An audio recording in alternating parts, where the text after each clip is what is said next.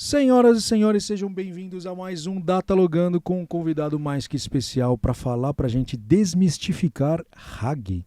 Eu não sei muito bem o que é, eu entendo um pouco, entendo a parte de negócios, mas ele está aqui hoje para explicar para mim, para você, tudo o que você pode entender sobre RAG e como trazer essa aplicação no teu dia a dia.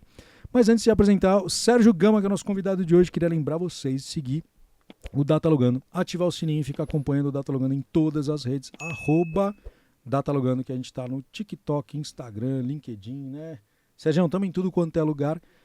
Queria pedir para vocês também, esse estúdio maravilhoso, seguir, acompanhar, marcar com o Sérgio, se vocês quiserem gravar seu podcast, tem alguma ideia de conteúdo, tem algum podcast que quer colocar, quer gerar conteúdo, fala com o Sérgio do Estúdio Creators aqui, esse espaço maravilhoso, para poder tirar a sua ideia do papel.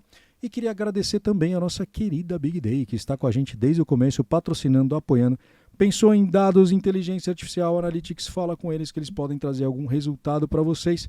Também em relação a isso, recadinhos da paróquia dado aqui, então agora vamos começar o nosso podcast. Sérgio, roda a vinheta.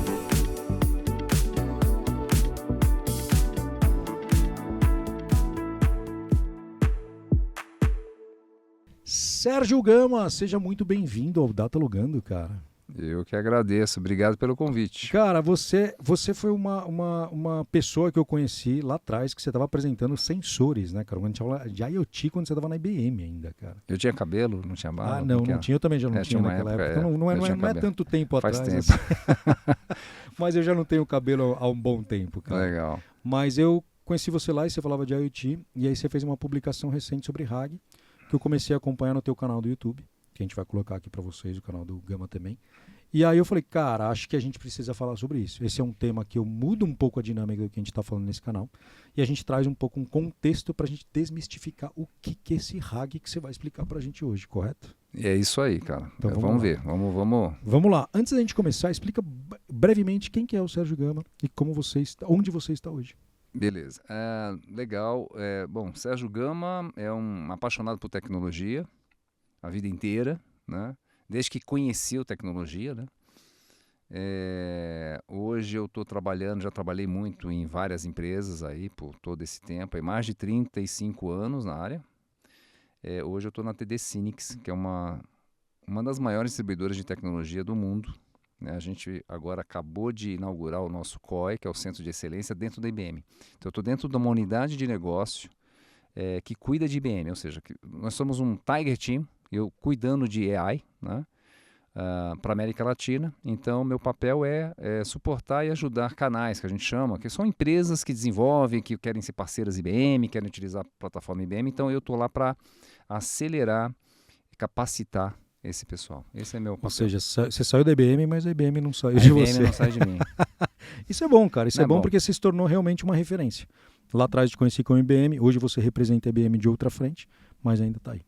Agora, Gama, vamos lá, cara. Vamos introduzir aí pra galera esse tema, desmistificando RAG. Explica pra galera aí o que é, definição, o que é RAG, cara. Legal. Então vamos tentar fazer de forma que todo mundo entenda, para quem não é da área, ou quem é da área, mas não está trabalhando com AI, ou que está trabalhando com AI, mas não está trabalhando, por exemplo, com os Generative AI. O que acontece? Para todo mundo, acho que a maioria que estiver assistindo a gente aí, sabe muito bem quando a gente fala de ChatGPT. Então, quer falar de Generative AI, uma referência é ChatGPT. Né? Não é a única coisa, não foi o primeiro a lançar, tal, aquele papo todo, mas é a referência. Né? O que acontece? O ChatGPT, como todo mundo sabe, muito bacana. A gente consegue produzir, né, como o próprio nome de Generative AI, né, consegue gerar conteúdo de forma fantástica. Gerar contrato, gerar material de marketing, comunicação, quero fazer e-mail, quero fazer sumarização e tal. Qual que é a limitação, qual que é o problema do LLM, que está por trás de Generative AI? É que o conteúdo é um conteúdo público e não é da minha empresa, não é uma base de conhecimento da empresa ou da organização. Né? Não é só empresa, mas poderia ser uma instituição de ensino, poderia ser uma ONG, assim por diante. O RAG, ele é a forma, a técnica que a gente utiliza para agregar, para compor esse conhecimento com a nossa base de conhecimento. Eu quero que o Generative AI também saiba e fale a respeito de um estudo que eu tenho sobre borboletas. Então eu preciso pegar essa base de dados, a gente pode falar mais tecnicamente, mas eu vou subir num banco de dados vetorial e vou utilizar o LLM para poder compor as respostas. Então eu vou ter minha base de conhecimento agora. Então o RAG eu vou compor um LLM, que é uma coisa absurda, imensa muitas vezes, né? Explica para a galera a diferença entre LLM e NLP, só para a gente deixar isso claro. Legal. O LLM é o Large Language Model, né? Que, de forma bem simples, ele é os algoritmos que pegam uma base de dados enorme, né? Muitos dados, né? Então, até se a gente falar aqui de comparando o AI tradicional que a gente chama, porque no fundo, gente, assim, sendo bem técnico, Generative AI LLM está dentro de AI. Né? Então, mas tudo bem, a gente conhecia o AI como a gente conhecia até então, onde eu estabeleci as regras, e ele era específico por uma task, que a gente fala que é a atividade, uma tarefa. Eu quero que reconheça imagem, aquela coisa toda. Qual que é a diferença de LLM? LLM é uma coisa maior porque ele tem algoritmos que entende nessa base enorme, a gente fala aí de petabytes de dados, né? Bilhões de parameters, né? Que ele é composto. Ele entende a linguagem. Então imagina que eu estou conversando com você e a gente ficar conversando aqui 10 anos, você vai entender a forma que eu converso, a forma que eu... Se eu começar a falar, você já sabe a próxima palavra, aquilo tudo. Então você está entendendo, você está aprendendo. Os algoritmos nada mais fazem esse tipo de coisa, que é baseado em estatística. Mas olhando uma série de outros modelos de AI que são específicos. Você falou de NLP, que é o Natural Language Processing. Então, é um modelo de linguagem de AI que entende linguagem natural. Então, eu posso falar do jeito que eu estou falando aqui. Que é a linguagem natural. Que é a linguagem natural, né? Não é uma forma estruturada, né? Colocando as palavras e tal. Eu estou falando de forma natural, como todo mundo. E esse sistema de NLP, ele tem a capacidade de entender intenção, entidade, extrair aqui sentimento, emoção. Ele consegue processar e entender o que eu estou querendo dizer para poder dar uma resposta, por exemplo. Perfeito. Isso é NLP. Perfeito. Se a gente olhar o LLM, ele tem NLP lá dentro. Com certeza. Ele tem NLU, porque ele entendeu o modelo de linguagem. Então ele entende... Ele traduz para a nossa linguagem para a gente poder ter uma referência, uma Perfeito. Facilidade de interlocução com a plataforma. Com Perfeito. Eu diria que o NLP ele é um subcomponente de um LLM. Ótimo ponto.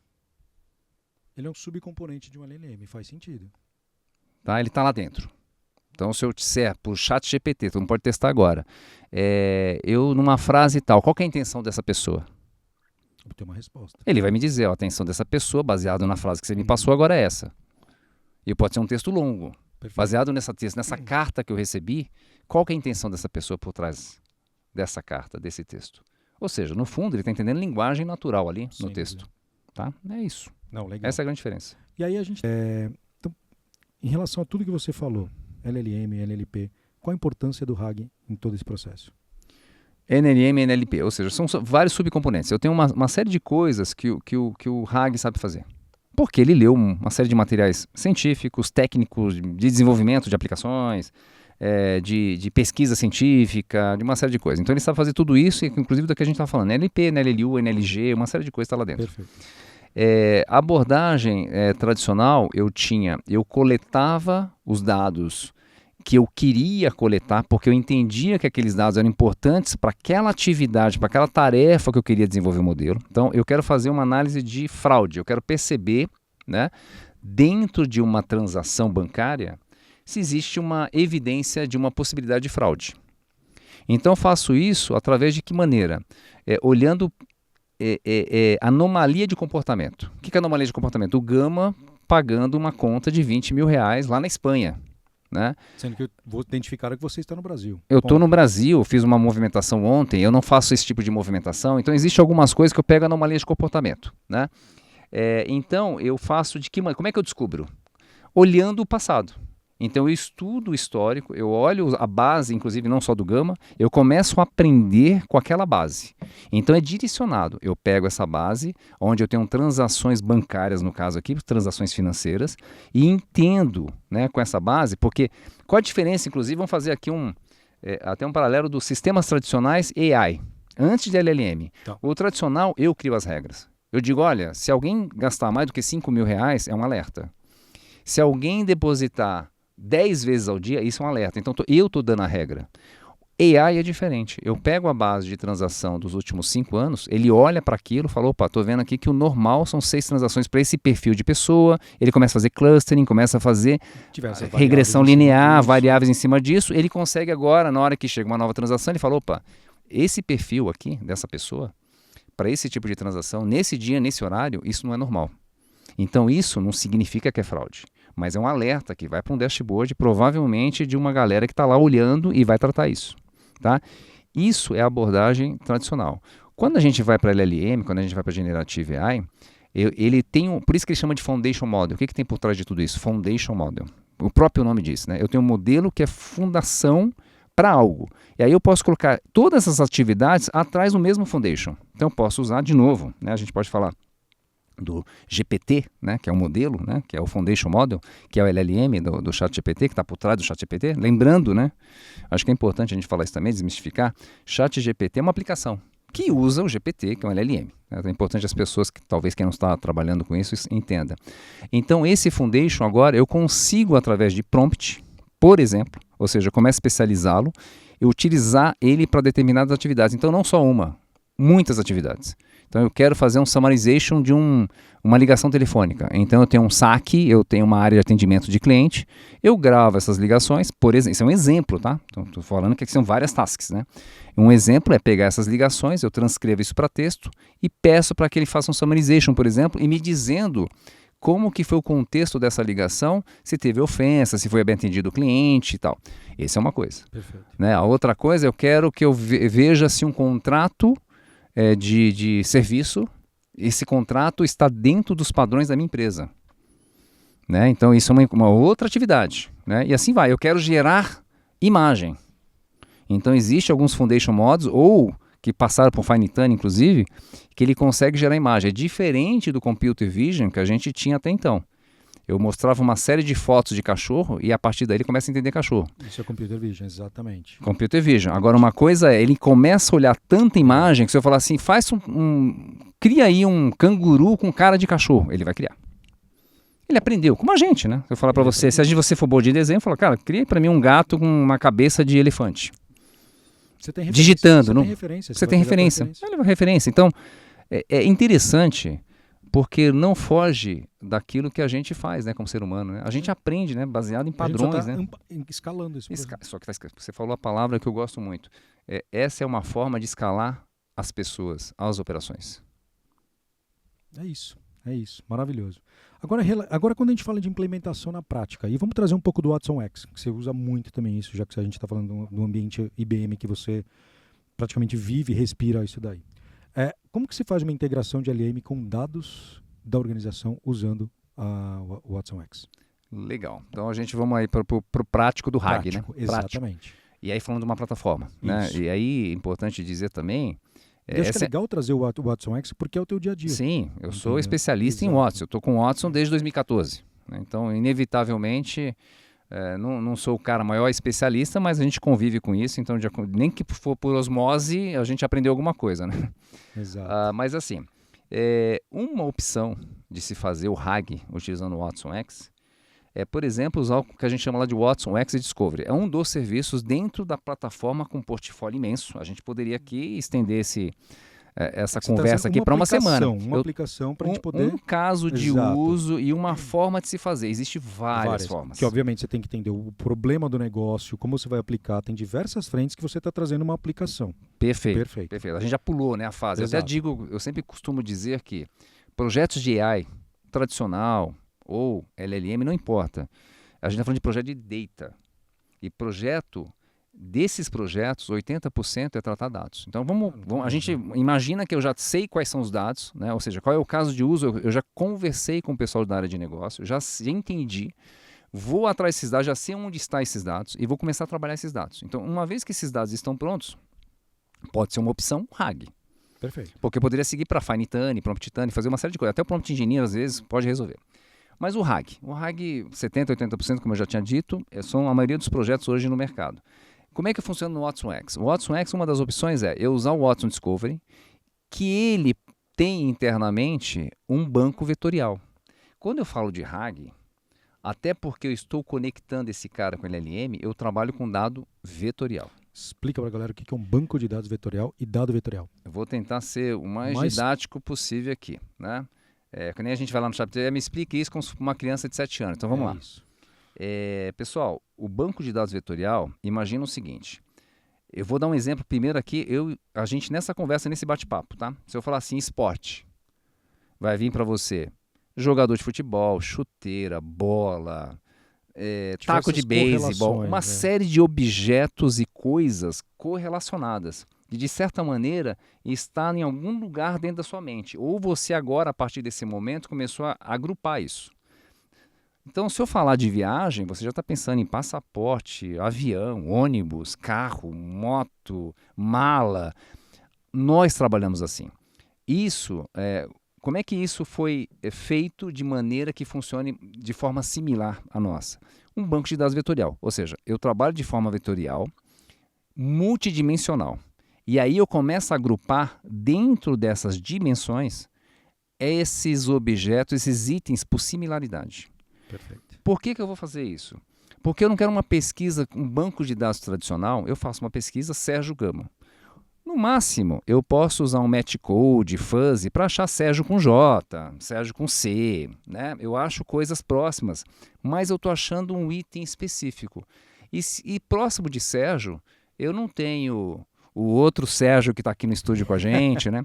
Agora, se eu estivesse trabalhando num dado vetorial, Sérgio Gama estaria com outras pessoas, porque faz sentido, área de tecnologia, IBM, então teria uma série de fatores. Então isso é importante quando a gente fala quando eu falo de RAG e falo de LLM, falo de generativa, eu estou fazendo pesquisa por similaridade, pesquisa semântica. Perfeito. Tá? Então é isso. E é bacana, né? Porque assim que a gente funciona... Ótima explicação. Ficou espero que... Não, ficou maravilhoso. Eu queria que você complementasse a questão do Watson X, a usabilidade, que eu te cortei para você trazer esse tema. Perfeito. Então é isso, tá, gente? Então, já me perguntaram, por que você não trabalha com banco de dados tradicional? O banco de dados tradicional, para quem está escutando a gente aí, o SQL Server. Né? Um SQL Server, um banco de dados estruturado, né? Bonitinho, né? Mas não funciona. Né? Não funcionaria. Então, como é que eu faço isso? Então, eu preciso de um banco de dados que consiga armazenar isso dessa forma. E aí a gente tem que fazer os embeddings. A gente pode descer mais tecnicamente, por quê? Se eu vou colocar num banco de dados vetorial, eu não coloco Sérgio Gama, e quando eu estou falando de animais, eu não vou colocar cavalo, gato, como cavalo e gato texto, como a gente digita no teclado. Uhum. Eu, na verdade, coloco uma sequência numérica, né, que é o vetor que representa aquilo, e ele vai agrupar lá naquele cantinho onde estão os animais, já que tem a ver... Como é que ele entendeu isso? A pessoa pode perguntar, eu coloquei gato, ele fez a sequência numérica e colocou no vetor junto com outros animais. Porque ele leu muito texto e ele sabe dentro do contexto o que é um animal. Então ele começa a agrupar isso por aquilo que, estatisticamente. Sim. Legal? Então eu uso o Discovery, voltando, né? Uhum. Eu acho que é legal essas explicações, porque às vezes a gente está falando, parece que é óbvio, a gente fica trabalhando com isso. E eu acho maravilhoso, porque o nosso canal, a gente tem esse objetivo de democratizar. Legal. E aqui a gente traz muita gente nova para a área. Então, se a galera nova tá vendo e fala, mas banco de dados tá difícil, eu não quero assistir. Eu quero que mais pessoas assistam esse teu podcast para entender realmente se eles podem usar, se eles não podem usar, como eles podem usar, se eles podem... É literalmente para trazer esse letramento. Legal, tá? Bacana. Então, tá perfeito. Então, vamos seguir aqui. Então, qual que é a opção? Aí eu preciso escolher um banco de dados vetorial. Vou trabalhar com RAG dentro do Watson X ou dentro da plataforma da IBM. Eu tenho um cara chamado Watson Discovery, né? Existem várias opções lá dentro, inclusive eu poderia usar um Elasticsearch, um Redis, ou fora, um Pinecone, eu não estou obrigado a usar. Mas o Watson Discovery, né?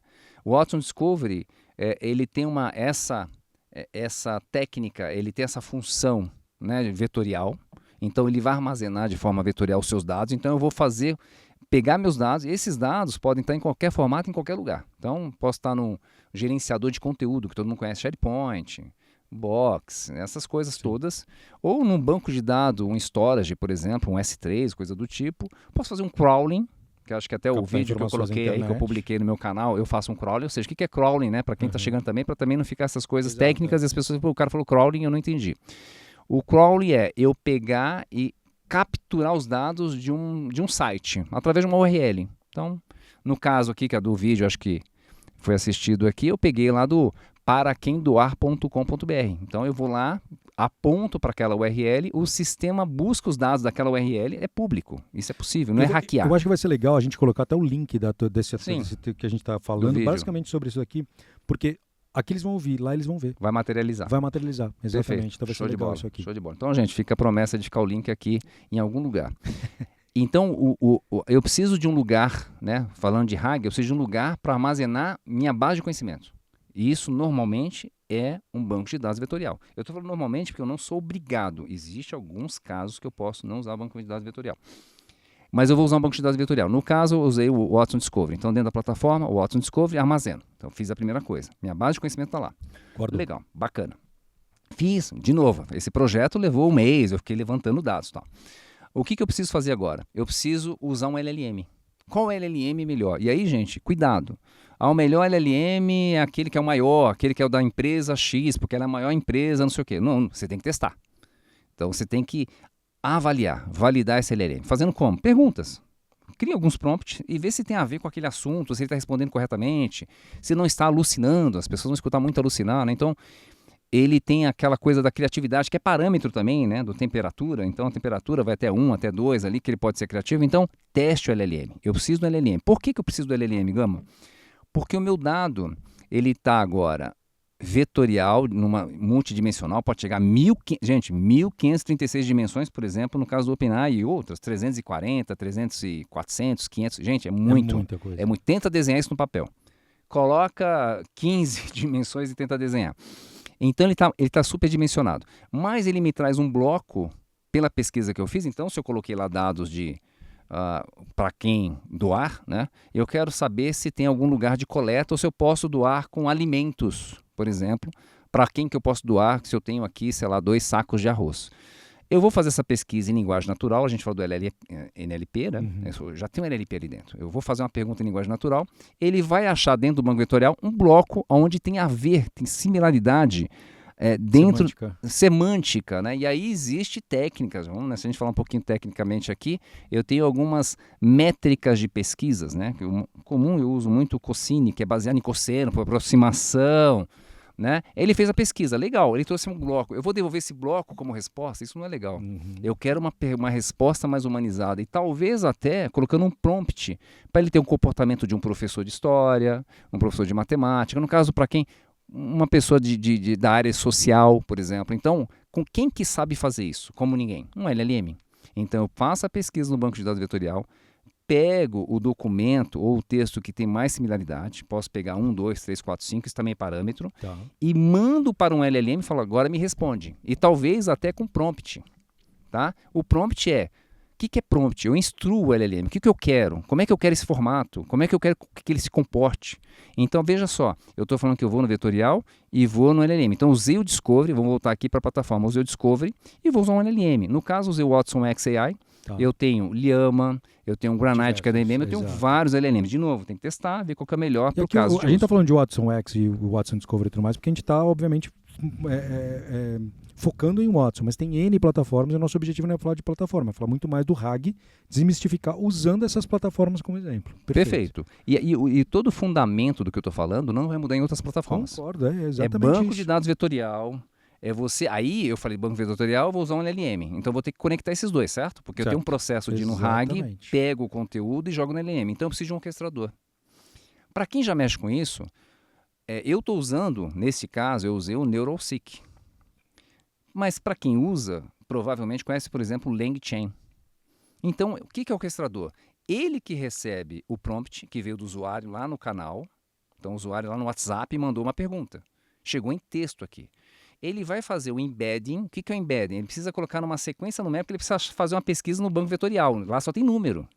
Ele faz a pesquisa, traz o bloco, manda para o LLM, junta isso, empacota e devolve para o usuário. É simples falando. Cara, exatamente, mas é maravilhoso você falando, porque a gente só tem a pergunta e aí tem toda essa mágica por trás. Por trás, que a gente não está vendo. A gente não vê. A gente não vê. Então, basicamente, o que eu usei ali? O Watson Discovery, que faz esse papel fundamental de armazenar isso de forma vetorial, multidimensional.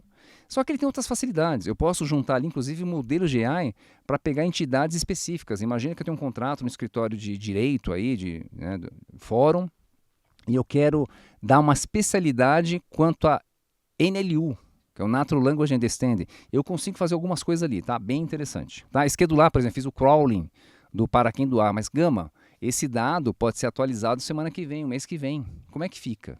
Porque isso é uma coisa importante. Exatamente. Né? Isso é importante, não é muito falado. Né? Vamos fazer um modelo, mas cara, isso é ótimo. Eu tenho que evoluir, eu tenho que fazer curadoria, eu tenho que fazer governança. Então eu tenho lá uma possibilidade de colocar um schedule e dizer toda semana vai lá e faz o crawling e traz tudo de novo. Ele sozinho, Na calada da noite, ele faz o crawling e atualiza seus dados. Então, eu estou falando de dado que é de conhecimento da empresa, da organização, mas esses dados são vivos. Sim. Então não adianta eu fazer isso hoje e falar, fiz, tchau. Acabou, não vou fazer mais. Acabou, Se você não atualizar, tá tudo certo. A informação do banco não atualiza. Eu preciso ter um processo de atualização, de curadoria. Alguém tem que estar olhando para isso, né? Então, basicamente, é muito simples. Então, o Watson Discovery, o Watson X AI, e aí, no caso, lá eu usei, acho que o Llama, sim, que é o que está disponível, um deles, né? Está disponível lá.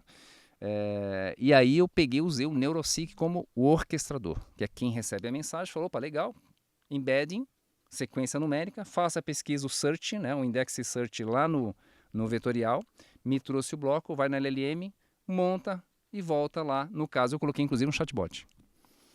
Então, não é complexo, o pessoal tá o link aí, né? Então, dá uma olhada. Vai estar tanto na descrição quanto mais uma vez aqui na tela. Acho que na tela eu não vou colocar não, porque senão a pessoa não vai acessar, mas vai estar na descrição do episódio para você também acessar lá. Melhor ainda, eu vou colocar um QR Code para o seu link. Pronto. Fechou. Vai estar aqui um QR Code no canto dessa tela. Pessoal, dá uma olhada, porque eu tento não ser muito técnico. Eu acho que vocês perceberam que eu tento... Você não é técnico, assim, você é técnico quando precisa, mas nesse caso você está sendo extremamente didático, que é onde a gente precisa chegar com a nossa audiência aqui hoje. Tá? Um ponto que você já falou do crawling, que é você pegar informação na internet. Mas e quando tem imagem? Ele pode fazer. Conta pra gente. Então, quando tem imagem, por exemplo, você tem os recursos, por exemplo, esse é um recurso do Watson Discovery, tá?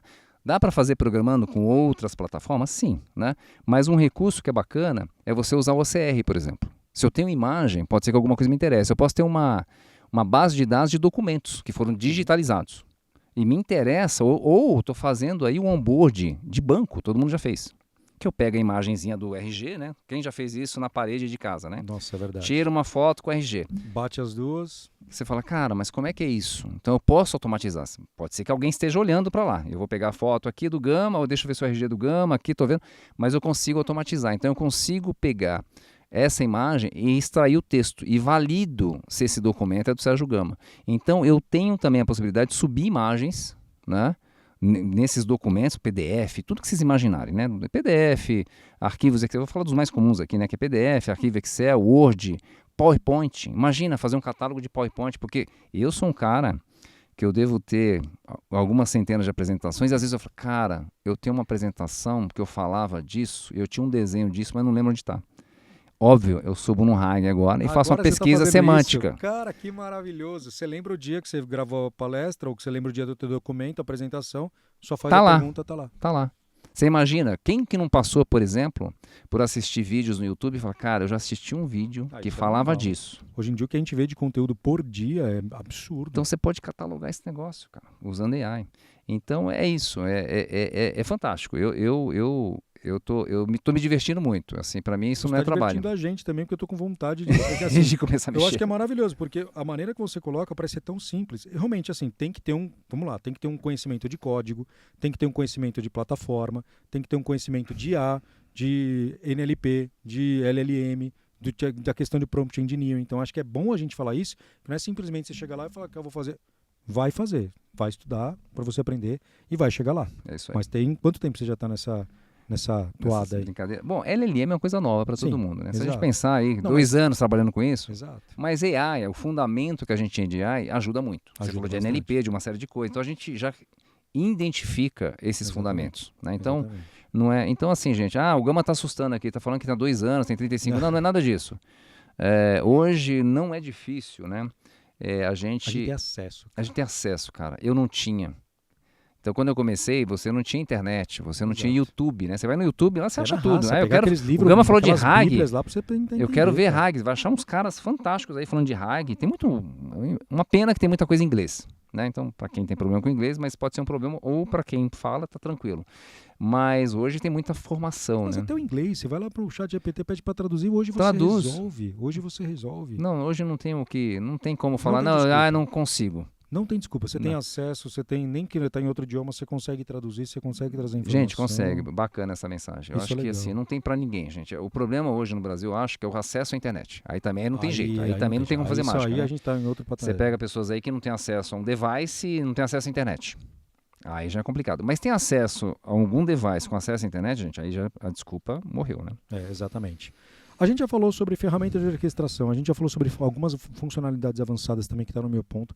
E agora tem uma questão de segurança e gestão de projetos, cara. Como que a gente está falando do ponto de vista de tratamento de dados confidenciais? Perfeito, cara. E assim, vou falar da plataforma de novo, tá? Por favor, então, o foco é esse. Eu usei o NeuroSeek. Lembra que o NeuroSeek está orquestrando. Então ele está recebendo o prompt do usuário, que pode estar no WhatsApp. O canal eu uso onde eu quero. Isso aqui, pensem no seguinte, eu fiz o back-end. Discovery, coloquei toda a minha base de dados vetorial, coloquei o NeuroSeek como orquestrador para, inclusive, fazer a conexão com o LLM. Está perfeito, meu back-end está perfeito. Agora eu conecto o NeuroSeek, mando a mensagem, ele consegue me responder. Isso é o back-end. No front-end, eu tenho um usuário que está mandando uma mensagem qualquer, que inclusive pode estar mandando dados confidenciais. Perfeito. Então, no caso do NeuroSeek, ele tem filtro. Olha. Ele trata, você parametriza, fala, olha, dados confidenciais, dados privados, eu não quero nem que passe do usuário para aqui dentro, não quero receber esse tipo de mensagem, e também não quero que, se alguma mensagem parecer confidencial, coisa que está no RAG, não saia. Isso o NeuroSeek. Mesmo que a pessoa faça a pergunta. Mesmo que a pessoa faça a pergunta. Essas regras você sempre imputa quando você está construindo a sua base de conhecimento. Perfeito. E o pessoal fala muito de segurança, né? Fala, pô, LLM, não sei o quê, estou mandando dados. Então, gente, não transfira a questão de segurança para o LLM. Eu tenho que confiar no LLM. Cara, toda solução, mesmo para banco, não importa, você tem um ambiente super seguro, mas se você não tomar cuidado no projeto, você precisa cuidar do projeto, da segurança. Mas aí eu te falo um negócio. Geralmente, quando a gente está lidando com dados confidenciais, vamos trazer a questão do banco que você trouxe. Isso é uma dúvida minha. Talvez eu não precise saber realmente que é o Bruno, não sei o que lá, mas eu posso trazer características dessa pessoa. Isso não tem problema. Que é um homem entre que mora na região tal, que ganha salário de que tanto. Essa informação ele pode trazer para mim, eu acho que é uma informação muito mais efetiva, você trazer características e não realmente as informações confidenciais. Pô, você falou uma coisa que eu vivo repetindo. Os dados, para qualquer modelo de AI, precisa ter relevância. É isso. CPF não tem relevância. E aí, explicando, gente, CPF não tem relevância. Então, para mim, assim, mas o dado de lá que eu peguei, o dado de cliente, tinha CPF. Não, cara, não me passe CPF, porque ele não tem relevância na geração do modelo. Tem relevância idade, região onde mora, saúde financeira, a profissão, se é casado, se tem seguro. Porque isso aí, eu tenho várias pessoas dentro dessa base que estão dentro desses grupos, né? Pensando até em clustering aqui. Agora, CPF, todo mundo tem um. Qual é a relevância que eu tenho para CPF? O que o Bruno fez? Cara, eu não preciso do nome. Claro, não quero saber. Exato, sabe, eu quero saber o que homens entre 35 e 45 anos tendem a consumir numa segunda-feira isso aí. tarde. Quero fazer uma campanha para vender BMW. Pronto. Eu quero saber quem são os caras que compram BMW. E o cara que compra BMW não precisa saber o nome CPF, não é CPF. Essa informação, como o nome já diz, é confidencial. Não precisa nem estar numa LLM. Não, e não faz falta. Mas se eu tivesse, seria melhor. Então, gente... não use esse de maneira nenhuma, né? Eu costumo falar de Zero Trust. Inclusive, eu falo Zero Trust para te explicar por quê. Se eu trabalhar num projeto que um cliente fala, não, você pode levar a base, não tem problema, eu confio em você, Gama, não quero. É exatamente isso. Porque se acontecer alguma coisa, não foi eu. Então eu já falo, tira tudo, ou faz o scramble que a gente fala, né? Ou faz o mascaramento desses dados. Aí, às vezes, a pessoa, não, você faz o mascaramento. Não, eu entrego a ferramenta de mascaramento, ele faz e me entrega mascarado. Porque você fala, Gama, depois que você saiu do escritório aqui, cara, esses dados foram vazados. Não foi eu, porque você me entregou mascarado. Eu já tive que fazer um trabalho desse também, que ele era uma empresa de seguro que trabalhava com outras seguradoras. E ele falou, cara, eu não posso te falar quem são minhas seguradoras. Eu falei, não tem problema. Coloca a seguradora 1, 2, 3, mascara esses dados e me manda. Show! Eu não preciso saber. Não precisa. Eu só vou te entregar. A seguradora 1 fez isso. Sim. Você vai ter que fazer o trabalho para saber quem é a seguradora. Exatamente. 1. Principalmente quando a gente está lidando hoje no third party. Pegar dados de terceiro, que isso é uma recorrência que acontece. Você pegar esses dados e poder trabalhar com uma segurança para o teu próprio cliente também. Exato. Nesse sentido. E olha que eu nem estou falando de banco de dados vetorizado. Eu estou falando de banco de dados só para pegar a informação e entregar essa visão. Padrão. Então acho que esse é o ponto interessante. Cara, tem um último ponto aqui. Eu acho que você trouxe bastante para quem doar sobre esse exemplo que acho que ficou maravilhoso. Mas você pode só falar aqui em relação ao para quem doar da realização prática da exposição dos assistentes em plataformas diversas como Android e iOS. Que eu acho que isso seria legal a gente falar também. Porque assim, a gente fez toda a captação, fez todo o estudo, inclusive crawling, OCR, você falou tudo. E aí você colocou um ponto aqui que eu acho super, super, super relevante. Porque cada vez mais a gente vê plataformas conectadas. E aqui você trouxe a visão mobile. Eu queria entender como que a gente pode trazer essas plataformas. Como eu falei, eu estou fazendo todo o back-end. Então, onde eu vou colocar nas plataformas? Aonde eu quiser. Perfeito. Porque, no fundo, né, a gente vai acessar talvez isso por uma API. Ou seja, imaginem que eu estou fazendo uma aplicação, todo mundo acessa aqui a aplicação de banco, né? Então você coloca lá o CPF e senha, no fundo isso está sendo enviado lá para o banco. A visibilidade que você vai ter depende do usuário. Zerado. Então assim, qualquer canal, né? Então eu posso colocar no Android, posso colocar dentro do iOS. A facilidade de colocar, por exemplo, você falou de mobile, é eu poder usar a voz, né? Então imagina que aquilo eu vou usar a voz. Eu uso do próprio do device, né? No caso do iOS, você pode usar a própria Siri, a voz da Siri e a aplicação ali pode fazer uso, né, dessa transcription de áudio, tá? Ou seja, gente, eu posso fazer uma aplicação que eu falo com ele, ele faz o transcription para texto, porque tudo isso que eu falei do back-end entende texto, né? Eu poderia colocar lá de uma forma para entender áudio também, dentro do, né, do processo. É mais uma forma de receber um áudio lá no back-end e fazer todo esse transcription para áudio e tal. Então, sim, eu posso fazer isso facilmente dentro de um iOS, de um Android e tal, porque no fundo eu estou consumindo um serviço que eu nem sei como é que foi montado. Provavelmente um engenheiro de AI ou um data engineer montou tudo aquilo e falou, olha, está aqui a API, me passa o texto ou prompt, né, do usuário, me passa o que você quer como resposta, o que você quer que gere, eu te devolvo, né? Perfeito. Cara, falamos bastante de RAG, LLM, e você trabalha com isso diariamente por mais de 20 anos, trabalhando com dados, Big Data. Te conheci na época do Big Data, hoje você está entrando muito... Você está com um especialista, né, que eu em inteligência artificial generativa. Como você vê o futuro dessas aplicações do RAG, LLM, essas visões de banco de dados vetorizado? Até podemos, se quiser, falar de modelo multimodal, modelo que você trouxe de modelo de... Nossa, modelo de várias multicamadas, como se fala? Multilayer. Isso. Como você vê o futuro disso daí para as empresas? Porque cada vez mais a gente está vendo que tem a tokenização e aí você está gastando os tokens lá. Se eu usar um RAG, eu posso economizar? Traz um pouco essa visão, um pouco para a gente de futuro. Como que eu posso planejar alguma coisa de usar RAG no meu dia a dia? Acho que você já desmistificou basicamente a visão do RAG. Só que como que a gente vê tem uma visão futura em relação a isso agora? Pensando no futuro, eu acho que assim, até para falar um pouco, voltando um pouco aqui, por que RAG, por que LLM, né? É ótimo ponto. Porque aí a gente pode falar de futuro. Por que eu usaria RAG? Porque eu quero utilizar um conhecimento e quero democratizar esse conhecimento para clientes, para parceiros, internamente. Pensa, o RH, a gente vê muita empresa, né? A empresa tem lá intranet, SharePoint, tem não sei o quê, tem um monte de base de conhecimento. Você está preocupado como é que faz a viagem para o exterior, como é que é o controle de despesa, como é que você faz o reembolso. Dá uma olhada no nosso link lá, tem um documento. Aí você começa a ler um documento, 20 páginas, aí começa a não entender e tal. E aí vem, né, questões de compliance, questões de fraude. Olha, você tem que tomar cuidado com dados privados da empresa. Então tem toda uma regra. Como que você pode denunciar se você ver alguma coisa? Todo mundo já passou por isso em alguma empresa.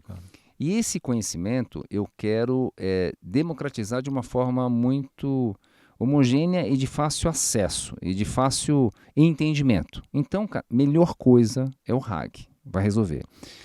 Além do RAG e LLM, falando dos dois, porque o RAG, na verdade, é uma tech que eu junto o banco, né, que eu tenho ali o dado e conhecimento da organização junto com o LLM, eu vejo o futuro assim. A gente não falou de geração de código, né? Mas até falando do pessoal que está interessado em aprender, para quem está mexendo com Copilot, mexendo com geração de código, tudo isso, se você souber esses fundamentos que eu falei, mais seja simples e souber colocar lá descrito dentro de um Copilot, você inclusive consegue codificar tudo isso que a gente falou aqui agora, né? Olha, o Gama falou que eu preciso de um banco de dados vetorial, e aí depois eu preciso orquestrar isso para o que eu quero acessar o LLM. Se vocês escreverem isso no Copilot, ele vai colocar o código para vocês, tá? Não acreditem. Dica de ouro aí, dica de ouro do Gama. Se vocês comentarem isso num código Python lá dentro de um VS Studio, né? Dica de ouro mesmo. Eu quero fazer um aqui, eu tenho uma base aqui, eu tô com meus PDFs aqui, são mais ou menos 20 PDFs no diretório na minha máquina, e eu quero subir num banco de dados vetorial, e depois eu quero conectar isso a um LLM para dar resposta para um cliente. Você pode fazer? Ele vai escrever o código para você. Eu acho que o futuro, as pessoas às vezes ficam com medo, né, vão perder emprego, não sei o quê. Eu acho que essas operações que mexem com dados com conhecimento, elas vão mudar radicalmente. O pessoal fala muito de mudar o mundo, né? Fica todo mundo assustado, aquele buzz, não sei o quê. Sim, vai mudar, mas não no sentido de que todo mundo agora perdeu emprego, as máquinas, né, vão tomar conta do mundo. Não, gente, a gente não está chegando nesse nível, mas eu acho que tudo que mexe com conhecimento realmente vai mudar radicalmente. conhecimento, geração de conteúdo, né? A gente está falando com um especialista em marketing aqui, a gente sabe, essa área vai ser... Mas eu não preciso do cara de marketing? Precisa, porque ele tem um fundamento. Então, se eu for fazer uma campanha, não é o Gama que vai descrever num prompt a campanha que eu quero fazer, porque eu não tenho um fundamento de marketing. Apesar que se eu perguntar, né, vamos sacanear aqui, né? Se eu perguntar como é que são os fundamentos, eu tenho que me preocupar com o quê para fazer uma campanha? Ele vai dizer, olha, Gama, primeiro, você tem que entender o público-alvo, segundo, você tem que saber... Ele vai me ensinar. Exato. Mas vamos lá, vamos pular isso aqui, mas eu acho que quais são as melhores respostas e gerações que eu tenho no LLM Generative AI? Com os profissionais da área. 100%. A melhor campanha... Então, assim, provavelmente um especialista de marketing vai gerar uma campanha em uma semana, né? Vai ter ali o primeiro material em uma semana. Usando Generative AI, ele vai fazer em 6 horas, 5 horas, 4 horas. Então, nós estamos escalando. A gente falou isso no começo e eu adoro. Então, a gente, quando fala de cloud computing, eu escalo poder computacional. Quando eu falo de Generative AI, eu estou escalando profissionais. Que bela definição. Adorei isso, cara. Eu acho que é isso. A gente está escalando o nosso tempo. Nosso tempo, que é precioso. Então, Demais. assim, é lógico, aí vamos aqui ser polêmico, as empresas se aproveitam disso, né? Porque a empresa, porque a gente fala assim, olha, agora o profissional tem mais tempo de ser criativo. Mas na hora que a empresa percebe que você está sendo mais produtivo, ela te dá mais trabalho. Exatamente. A empresa também não... Né? Veio tiraram máquina de escrever, tiraram calculador, tiraram um monte de coisa da mesa, né? Falou, agora você está com computador, já tem sistema fazendo, cara, você pode fazer mais, né? Exatamente. Né? Infelizmente. Mas, na verdade, no fundo, a gente está podendo ser muito mais criativo, muito mais humano. Isso nenhuma máquina é ainda. Concordo. Né? A máquina não tem as questões de Maslow, né? Nada disso, ou seja, a questão de eu tenho que procriar, eu tenho que ser social, eu tenho que ter continuidade, eu preciso entender de onde eu vim, para onde eu vou. Essas coisas todas do ser humano, ela não tem. Não tem. Ela não está preocupada. Então, a gente não precisa se preocupar, gente. A gente precisa se preocupar se a gente falar assim, eu não preciso mexer com isso, eu não preciso mexer com tecnologia. Não existe profissão hoje que não tenha que mexer com tecnologia. E cada vez mais temos que mexer com tecnologia. Então, eu acho que o futuro a gente vai ter essa questão de disponibilização de conhecimento e o trato do conhecimento, o processo de conhecimento vai ser modificado. Estou falando de educação, estou falando de área científica, área de saúde, mas isso então tira todos os profissionais? Não, vai aparecer outros. Vai aparecer o prompt engineer, AI engineer, data engineer. Eu tenho uma tese, cara. O rádio não matou a TV. A internet não matou... Quer dizer, os livros, a TV né? não matou o rádio, não. A internet não matou a TV, a IA não vai matar o ser humano, o nosso pensar, a criatividade. Não gente. Vai matar. Eu acho que sim, vai mudar a maneira como a gente pensa, a maneira como a gente age em cima do trabalho. Perfeito. E é o que eu falo com você, escalado. Eu acho que o teu ponto ali foi crucial. Quando a gente fala do poder de máquina, a gente está escalando a questão do cloud computing para a gente ter mais armazenamento. Quando a gente fala da gente está escalando a nossa mentalidade. Isso que você falou, cara, pra mim foi assim...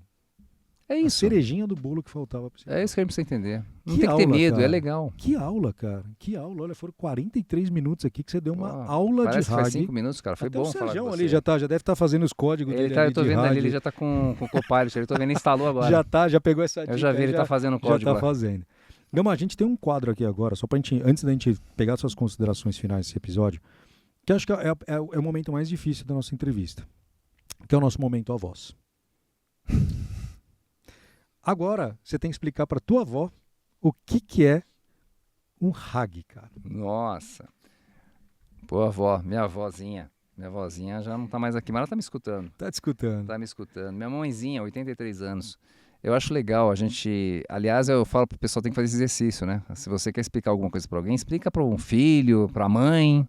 Né? Não porque eles são ignorantes, porque eles não são da área, eles estão ligados em outra coisa. Se eles entenderem... Quer dizer, são até ignorantes no assunto, né? Às vezes ignorante parece que é uma coisa... todo mundo vai entender. Vai entender, né?